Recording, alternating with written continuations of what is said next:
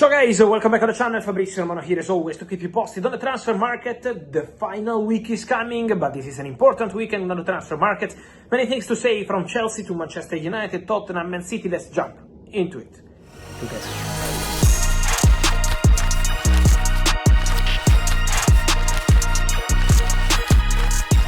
Many movements on the market, guys. Here we are with many updates, with many stories, with many things to clarify, and I wanted to start from Xavi Simons, because it's been a difficult Friday night for Xavi. On the pitch for Leipzig, losing 6-0 to Bayern, a terrible performance by Leipzig, but Xavi was on the pitch. And many of you asking me, Fabrizio, but why was Xavi on the pitch if he wants to go to Chelsea? Well, because Xavi wants to maintain a good relationship with all people in Leipzig. He's been very clear since the end of May, so Leipzig knows since 3 months ago that he wants to go. He wants to try something different. They know since a few months that he wants to go to Chelsea. His priority is to go to Chelsea. But at the same time, still waiting, and now we enter into the final week, but still waiting for Nkunku to go, for Nicolás Jackson to go, and this is the same case for Xavi Simons and for Garnacho. So this is the situation, and Xavi Simons decided to respect Leipzig till the very end. At the same time, his message to the coach, to the director, to all people at the club remains very clear: only Chelsea. He wants to go to Chelsea. The club that tried to approach Xavi Simons in the recent days was Tottenham, especially after what happened with the Betis. They made some call to understand the situation, but Chelsea remain the clear favourites, waiting for the outgoings because the player wants to go to Chelsea. So that remains the story. But don't be worried about Xavi being on the pitch, because Xavi is doing that out of respect for the club, but at the same time it's very clear that he wants to move, he wants to go, he wants to try something different. About Tottenham, I told you about Savinho. I expect Tottenham to go over 70 million euros for Savio very soon in these conversations with Manchester City, so let's see what's going to happen there. Tottenham also made some calls today for Nico Paz, the Argentinian offensive midfielder playing as number 10 at Como, a top talent. I'm based in Italy, guys, as maybe many of you know, and I follow Serie A. Nico Paz is fantastic. He's a fantastic talent. But for Nico Paz, it's a very difficult deal. First of all, because Como, I think, would never let the player go for the transfer fee I see around in the reports, 40 or 45 million euros or 50. Como are not selling the player for that money. So it has to be a really important fee. That's my point of view, opinion, not news. Maybe something close to the Eze deal numbers to try convince Como.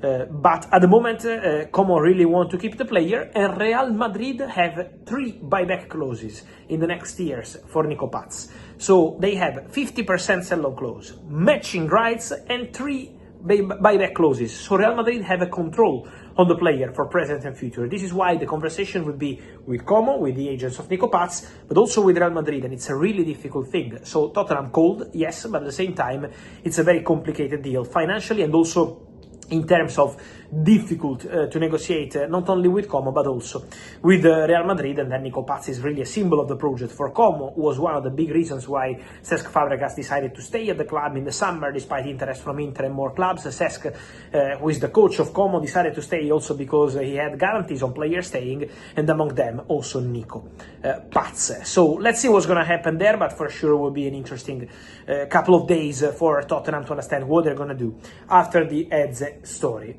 Just to clarify something, let's move into Manchester United, let's move into goalkeepers, but also into Manchester City. 4 goalkeepers.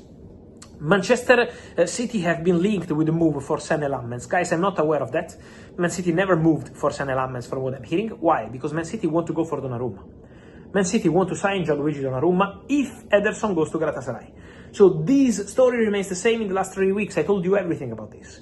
If Ederson goes to Gala, they offer 10 million euros, Man City want 25, so there is still a big gap.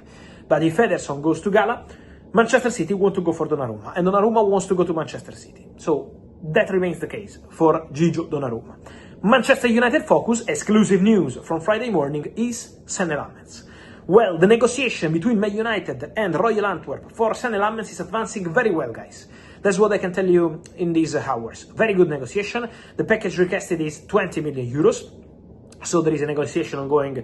Deal structure, fee is still not a done deal between clubs. It's agreed with the player because Lammens say yes to Manchester United. The arrival of Lammens, if it happens, doesn't mean that Onana is going to leave Manchester United. He could join Manchester United and provide competition, be a goalkeeper for the future, but it doesn't mean that Onana is leaving, because at the moment, the Onana situation is very quiet. Onana is not negotiating with any other club.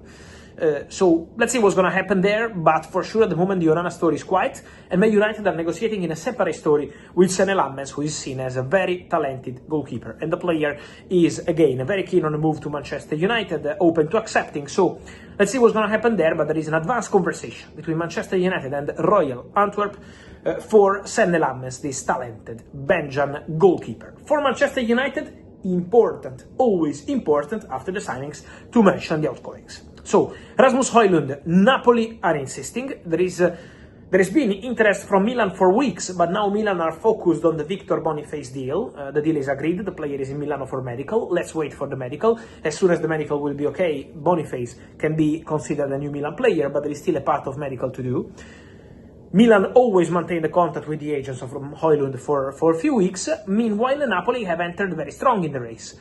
Now, Napoli are pushing to sign Højlund. They spoke to Manchester United. They are open to doing loan with obligation to buy. So it would be like a permanent transfer for the future. For Man United, it would be the perfect solution. So Man United are prepared to say yes. Napoli are talking to the player. Now it's Højlund who has to decide what he wants to do, if he wants to accept Napoli or maybe to wait for different opportunities. But Napoli are pushing. The contacts on Friday between Napoli and Højlund were positive, so there is a concrete chance to see Højlund leaving Manchester United and going back to Italy. With Napoli pushing, and let's see what happens with Milan, with other clubs, but for sure Napoli are insisting on loan with obligation, and that could be the solution also to try convince the player who doesn't want to be another Sancho, just to give some context in the sense that you go back from a loan, stay at the club 3 months next summer, then go on loan again at the end of August 2026. Højlund says, I love Man United, I want to stay at Man United, but if Man United doesn't trust me, if Amorim wants me out, I go on loan with obligation, not with option, because I want to feel the confidence of the new club. So this is the message coming from Højlund's side. And then Antony. For Antony, guys, not so much media noise, but what I'm hearing is that Betis, behind the scenes, are still working on that, are still pushing for Antony return. Betis are in conversations, Betis are in talks, Betis are speaking to the agents of the player, to the player himself, trying to find a solution with Man United and with Antony. Obviously, financially is not an easy deal for Betis to keep Antony, but the fantastic loan spell he had there is a factor, because it's a World Cup year. Antony wants, obviously, to go to the World Cup with the Seleção, with Carlo Ancelotti's Brazil, and so they are insisting from Betis. They are trying to find the right structure, the right solution, but Betis pushing to try to bring back Antony from Manchester United. And so guys, let me know your thoughts on all these stories, from Lammens to Donnarumma, Xavi Simons, Nico, Højlund, Antony, and all the rest. Guys, let me know, as always, your opinion here in the comments. Remember to like this video, turn on the notification bell, subscribe to the channel. See you soon. With Fabrizio, here on the channel. Subscribe, many news every day.